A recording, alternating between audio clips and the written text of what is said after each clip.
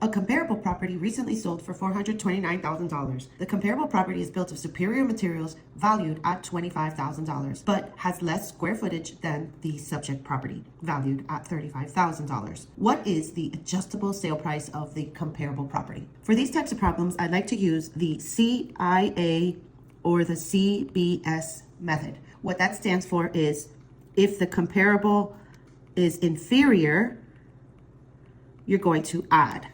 And if the comparable is better, you're going to subtract. So we line them up together as comparable and the subject property, and then we compare them. So we see that the comparable property sold for $429,000. So I'm going to put that here.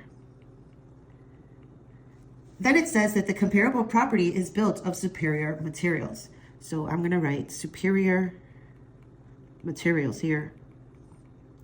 And then that means that the subject property was just built of lesser superior materials.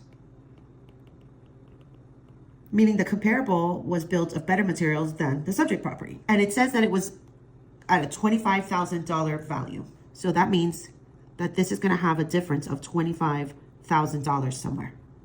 And it says that the comparable has a less square footage. So I'm going to write here less square footage. This has obviously more square footage.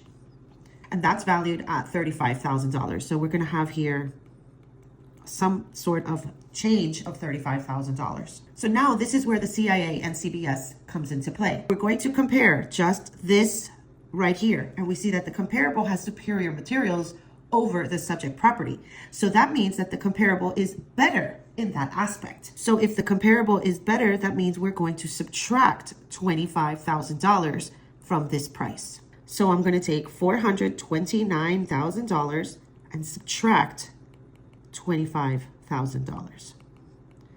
That's going to equal $404,000. Now we look at the square footage. The comparable has less, the subject has more. So in this aspect, the comparable is inferior. So that means we're going to add. So I'm going to take $404,000 and add $35,000. And that's going to equal $439,000. So that is now what I can price my subject property at. So the answer here is C. Let me know if you have any questions in the comments, as this is something you're definitely going to be seeing on your real estate exam, no matter what state you're in. See you in the next video.